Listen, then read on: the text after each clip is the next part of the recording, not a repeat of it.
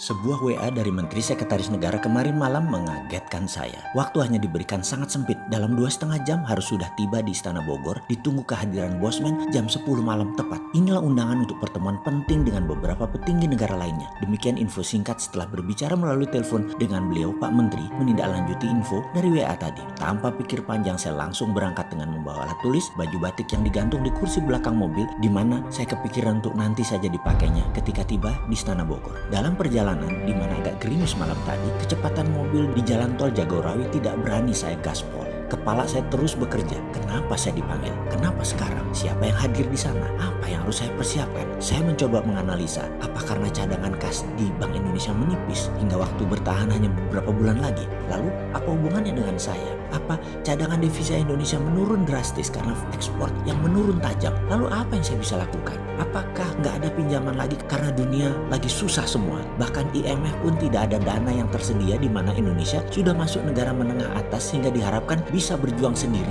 sehingga Indonesia saat ini memerlukan solusi alternatif. Apa ada signal bahwa Amerika menang perang sehingga memerlukan kebijakan bagaimana menghadapi Trump yang ambisius untuk menjadi sheriff dunia? Lalu saya harus bagaimana? Pikiran saya yang liar ke sana kemari tanpa terasa membawa ke ujung jalan tol keluar di dekat terminal Baranang Siang Bogor. Belok kanan dan tidak lama kemudian kurang dari 5 menit sudah sampai gerbang Istana Bogor yang malam itu cukup lengang suasananya. Namun protokol keamanan di depan gerbang ternyata ketat sekali. Kendaraan saya berhenti tepat di depan gerbang. Jendela kaca mobil saya turunkan perlahan. 2 orang menghormat dan membungkuk menanyakan identitas saya yang dicocokkan dengan data di map seorang perwira di belakangnya. Mardi Guowi ya Pak, katanya sopan. Yang dilanjutkan, silakan parkir di sisi kiri, nanti Bapak akan kami kawal ke dalamnya. Saya melihat jam dan jam menunjukkan jam 9.40 malam. Alhamdulillah tepat waktu. Sambil memarkirkan mobil, saya ganti pakaian batik dan mengambil map kulit, buku catatan favorit saya. Kendaraan listrik Golf menanti saya dan saya pun duduk di samping pengemudi yang kemudian berjalan cukup kencang ke arah pepohonan. Sisi kanan berbelok sedikit, kemudian dari kejauhan gedung megah walaupun agak tua terlihat anggun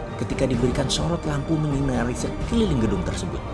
Ini dalamnya Istana Bogor itu ya, demikian gumam saya dalam hati. Kendaraan listrik berhenti di posisi agak ujung, lalu 2 orang pria menggunakan batik menghormat singkat kepada saya sambil mengulurkan tangannya menunjukkan saya harus menaiki anak tangga di depannya, dan satu lagi temannya mendahului langkah saya mengarahkan kemana jalan yang harus saya tuju. Jajaran kursi antik dan meja di ruang pendopo terlihat sepi. Kemudian diarahkan saya ke belakang, ruangan yang ada 2 penjaga di pintunya dengan pintu tinggi warna putih, pintu 2 daun. Agaknya ruang meeting utama ini menurut perkiraan saya waktu itu. Ternyata saya tidak dibawa ke sana, tapi terus ke kanan, lorong agak panjang menuju satu ruangan tamu agak kecil jika dibandingkan ruang pendopo di depan tadi. Saya diperintahkan duduk, namun belum saya duduk ada suara memanggil nama saya. Pak Mardiwowi. Saya pun membalik badan dan ada 2 orang yang posisinya terhormat di negeri ini menghampiri saya, Pak Pratikno dan Pak Pramono Anung. Saya pun membalik badan, kedua telapak tangan saya rapatkan menghormat kedua tuan rumah tersebut dalam protokol COVID, di mana sejak tadi saya menggunakan face shield dan masker yang kemudian di belakang keduanya tanpa seorang dokter langsung mengecek suhu saya dan beberapa pertanyaan standar protokol COVID yang kemudian saya pun mencopot semuanya ketika dikatakan clear. Masker dan face shield saya lepas. Kemudian Pak Pratikno dengan santun berkata,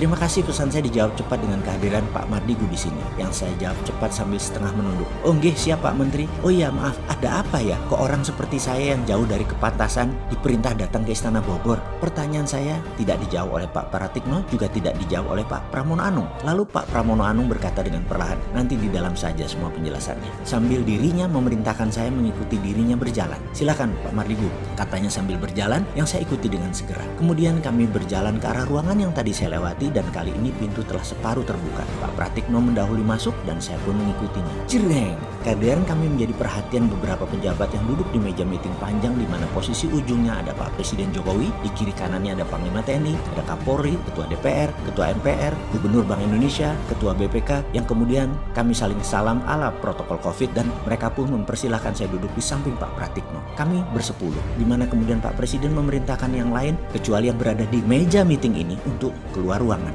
Semua ini membuat saya tegang sekali karena tidak tahu apa yang akan terjadi.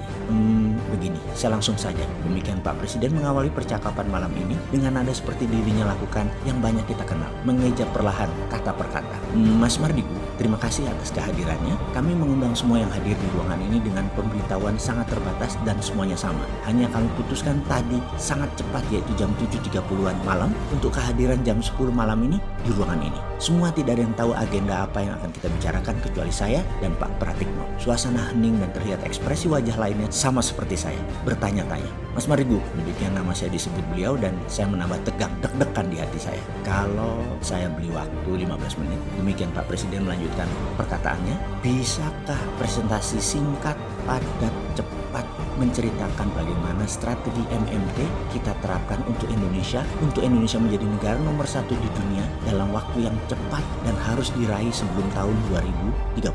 Di mana demikian Pak Presiden berkata dengan jeda panjang sebelum dilanjutkan. Di masa pandemik ini dan di tahun depan, Indonesia sudah bisa meningkat ekonominya dan kedaulatannya 2 kali lipat dari saat ini. Saya tarik nafas panjang dan dalam yang disaksikan 9 orang yang terhormat di negeri ini. Wajah mereka menunjukkan pandangan aneh menurut saya, karena mungkin di kepala mereka 15 menit waktu yang singkat untuk presentasi. Apa bisa? Saya tanpa basa-basi setelah membuka dengan salam, saya menyatakan, insya Allah bisa Pak Presiden. Kemudian beliau pun tanpa membuang waktu mengatakan, silakan jelaskan kepada kami. Saya pun langsung memulai dengan bercerita. Kalau Tiongkok punya 2 standar mata uang renminbi dan yuan 30 tahunan yang lalu, sekarang sudah 1 nilainya. Lalu ketika perang dagang memuncak, renminbi menerbitkan e-renminbi. Ini adalah strategi baru menerbitkan mata uang di era digital. Mereka lakukan persis seperti 30 tahunan yang lalu, hanya kali ini digital currency.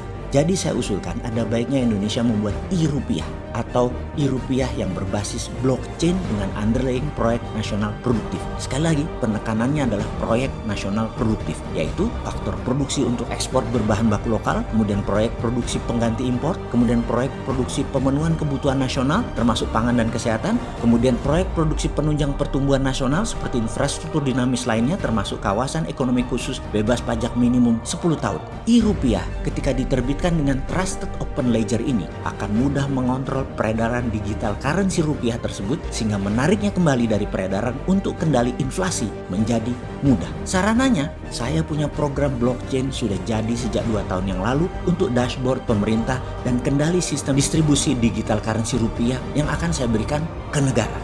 Dan sebaiknya dibuatkan lembaga khusus untuk hal ini, yaitu SKK Satuan Kerja Khusus Keuangan selama proyek ini berjalan, yaitu 10 tahun. Demikian presentasi saya selesai Pak Presiden, dan hadirin para pejabat negara yang terhormat, semoga bisa menjadi landasan acuan tindakan pemerintah ke depan. Tampak yang hadir semuanya diam menunggu reaksi Pak Presiden. Pak Presiden pun diam, berpikir dalam. Dalam hati saya berkata, kalau presentasi ini diterima, inilah moment of greatness. Sebuah meeting rahasia yang akan merubah jalan kehidupan berbangsa dan bernegara Indonesia ke depannya. Sengitnya dunia akan menekan Indonesia. Langkah Indonesia harus cepat dan tidak terbaca. Tahu-tahu Indonesia sudah menjadi negara besar dalam 2 tahun. Di awalnya saja. Tak lama azan terdengar keras yang saya lamat-lamat berkata dalam hati, loh kok sudah azan? Dan saya pun tersadar diri, ini azan subuh yang mengingatkan saya akan kewajiban serta menyadarkan posisi saya untuk bangun dari dunia mimpi tadi dalam rapat rahasia yang akan merubah negara Indonesia.